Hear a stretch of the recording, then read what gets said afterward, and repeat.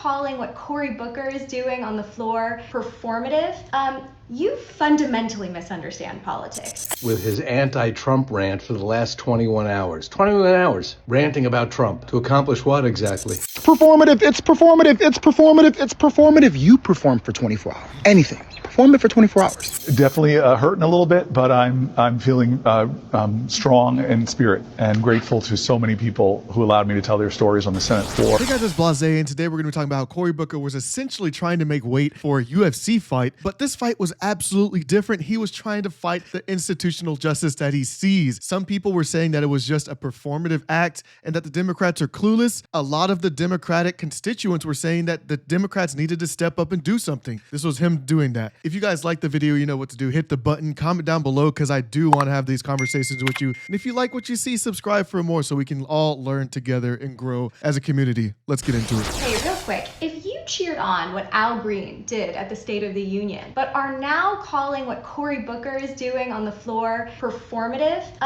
you fundamentally misunderstand politics. And that's okay, by the way. We don't all have to understand everything. But to mislead your followers into thinking that Cory Booker's actions are anything but a net positive for the Democrats, that what he's doing right now does not somehow represent constructive protest, it's not only delusional, it's damaging. I, for one, am thrilled to see some semblance of strategic disruption, and I hope we see more of it. And if you choose not to applaud this now, I genuinely do not know what you want. I fear you're just a miserable perpetual hater. A black man is coming for Strom Thurmond's record, and I'm here for it. People keep on yelling at everybody, all the Democrats, hey, do something. You guys are just sitting around. Stop doing the identity politics nonsense. Well, here you go. Now he's coming up and he's standing up and he's doing something and he's beating, previous congressman records or senator records. And, now people are turning it around. Obviously, it's always a 2-for-1 thing. Now it's a performative act. Now he's, holding the Senate hostage. So now with all these allegations after he's done something, I've even seen it to where Fox News has actually gave him a little bit of credit. But then you have people going down, still making fun of him, calling him Spartacus,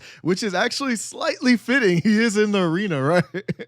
Let's head down to these comments. Something is better than nothing. Instead of complaining, let's encourage them to go harder. It's 1,000% performative. But that being said, it's exactly what our party needs right now. And I'm so damn impressed. It's a shame he's going to forever have the AI pack stink on him, though. Yeah, I'm tired of hearing the word performative from people who can't even perform their way off the couches unless they can monetize it for social media. Oh, damn!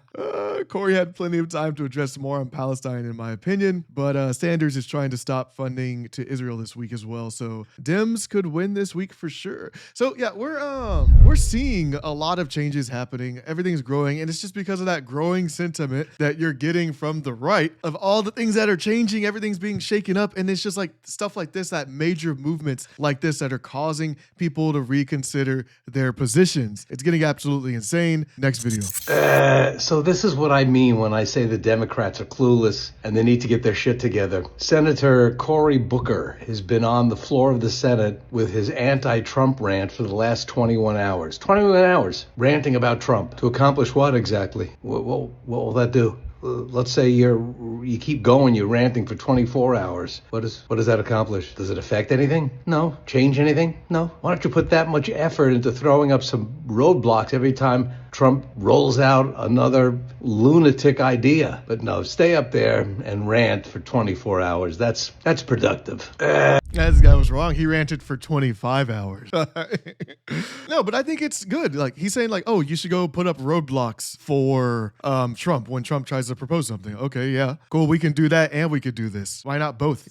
Porque los dos, like they keep saying like, oh, you should be doing something. He's doing something. What else do you expect him to do? This is like the most performative thing he could do to get people's eyeballs so that they can do actual, actionable stuff. You need the eyes. You need everybody to be like, okay, well, like I see his suffering. He's doing something. He's putting himself out there, probably wearing a damn diaper so he can deliver a 25-hour speech. And then you're still people just on the sideline just being like, well, he's not doing enough. What's the point? that? Why is he up there doing that? What's that gonna change? You know, that's not gonna change anything. It's obviously you're talking about it. It's changing something. It changed the record for the last guy that did it, you know? So it's changing something. It's changing ideals. He's delivering a message in the 25 hours. But if people, it's funny because like he's obviously assuming that nobody's listening to the message. So you can have a guy, you know, a senator go up there and speak, and then he's like, well, what's that change if nobody's gonna listen to that guy anyways? That's the thing that's coming from this. Even though during that speech, he had multiple points that were absolutely amazing. Of course,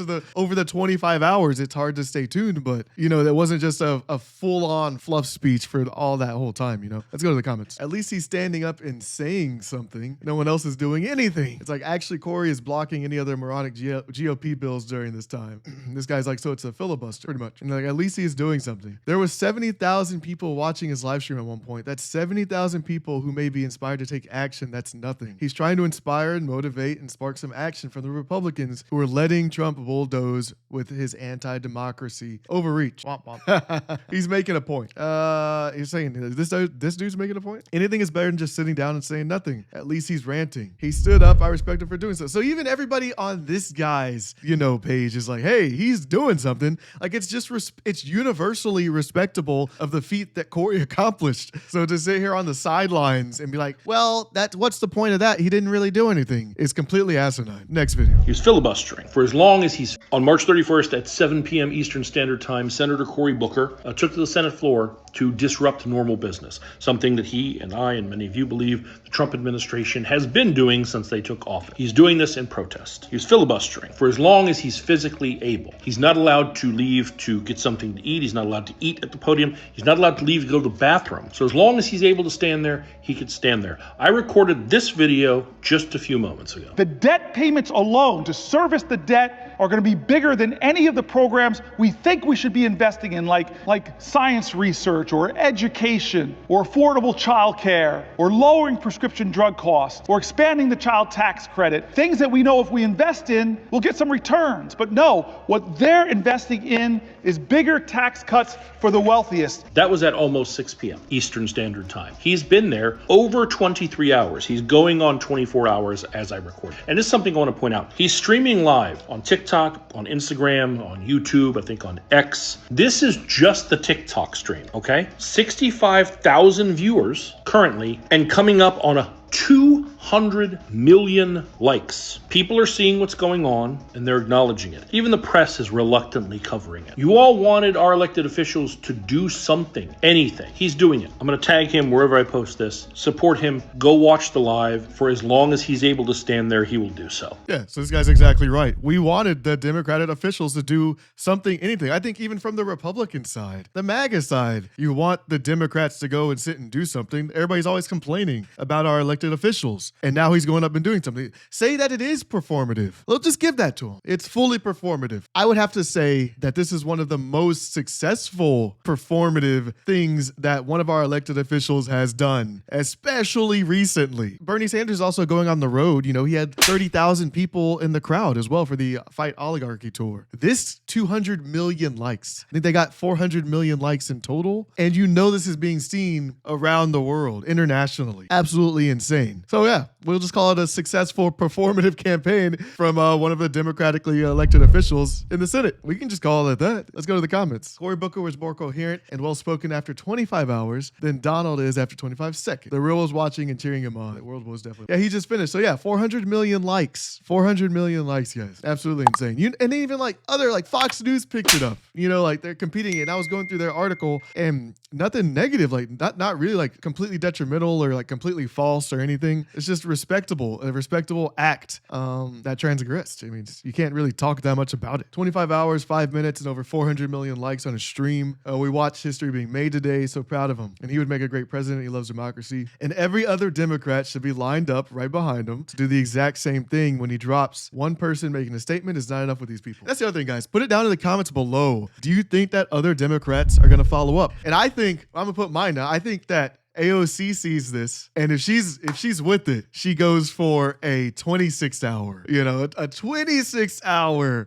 filibuster. Like if she's really with it, right? That would be insane. And you just keep having, Bernie can't do that. Hey, all respect to him. He's not standing up there for 26 hours. Come on. Throw it down in the comments below. I want to see who do you think would actually even be able to compete? Even from the Republican side, just tell me who do you think could compete with this? Because the Republicans are talking it over and they're canvassing who's on the squad, who's on the Republican team that can beat this dude. We can't just let this stand. What do you mean? You can't let Cory Booker get all this attention? What? Absolutely not. Next video. Anything. Perform it for 20. Performative. It's performative. It's performative. It's performative. You perform for 24 hours. Anything. Perform it for 24 hours. Right. Because all I would have is, I am not throwing away my shot. Performative.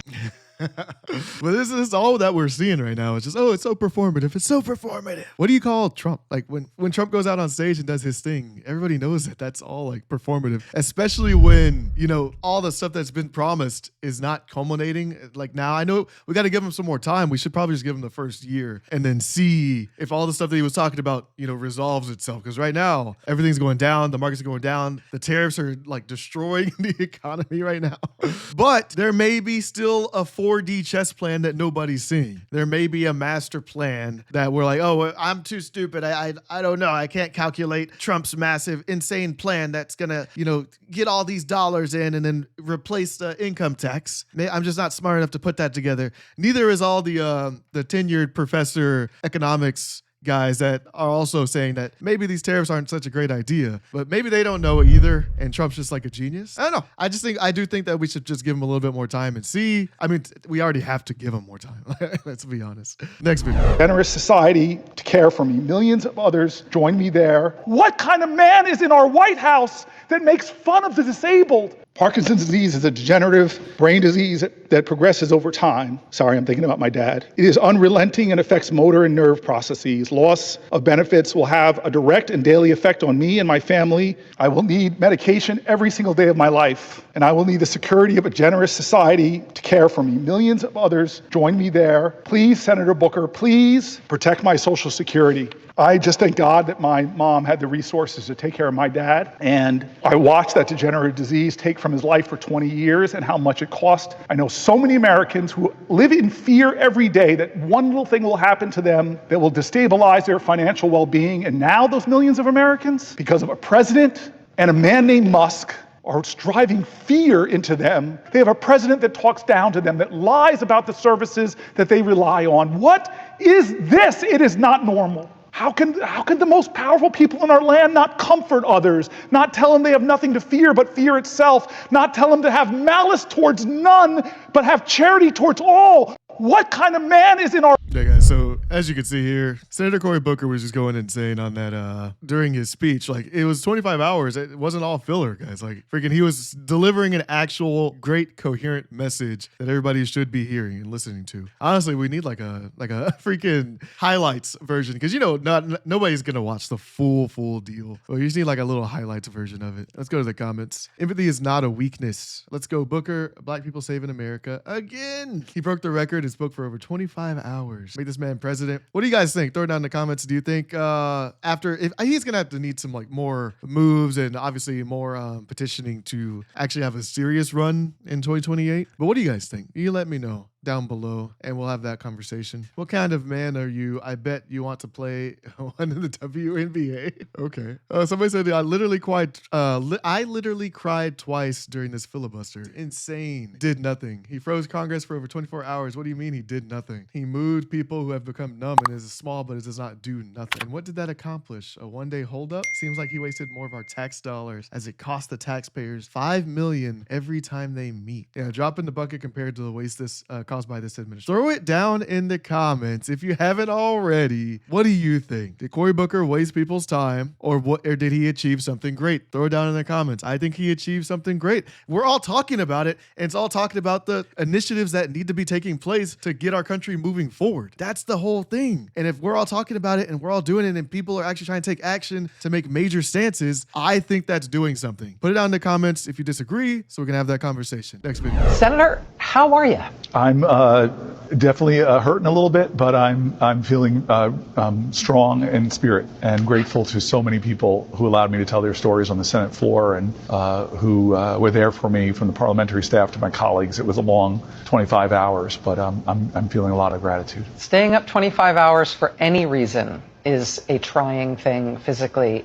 What was different about the experience of it than what you anticipated? I mean, you stood by your fellow Senator Chris Murphy 9 years ago when he did 15 hours. He described that today as a solidarity or a sympathy filibuster, in that you stood with him during that time. So you've experienced some of the pain of this before, but A, you're 9 years older than you were then, and B, this was a lot longer. How was it different, and how much were you prepared for? I was grateful to Chris. He and I talked about it before, and I at the end tonight I said, our balance sheet's not equal. I now owe you 10 more hours. I stood with him, and I really wanted to see if I could stand for as long as he and I were going to go. And he was successful that day in getting concessions from Mitch McConnell to have votes on the Senate floor around gun safety. Unfortunately, even common sense gun safety then failed. But for me, it was an experience that stuck in my mind. I could do 15 hours without going to the bathroom, even though my legs really hurt over those 15 hours. Both of us talked about how our feet hurt. And so when my team and I decided to do this, we just said, let's take some risks. Let's go out there and see how long we could last. And to be candid, Strom Thurmond's record always kind of just really irked me, that he would be the longest speech, that the longest speech on our great Senate floor was someone who was trying to stop people like me from being in the Senate. So to surpass that was something I didn't know if we could do, but it was something that was really, as we got closer, became more and more important to me. Yeah, guys, I think this was a monumentous moment. We need to see our democratically elected officials suffering in pain to make the changes that we see that we want to be made. Also, yeah, the fact that he didn't want the Thurmond guy's record to stand is also something notable as well. I think that in the future, we definitely need more of this. We need more of our elected officials, no matter if you're Republican or Democrat. We need to see more of this type of action, more putting yourself on the line physically, emotionally, mentally. We need to see that. That's what everybody else here, on the ground floor, lower class, middle class. We need to be making sure these officials are putting up the blood, sweat, and tears that we have to put up from the policies that they make. That's the change that we need to see, right? I don't know. If you completely disagree, throw it down in the comment. If you got anything from this video, please hit the like button and subscribe if you want to see me in the next one. As always, I'll see you in the next video. Peace.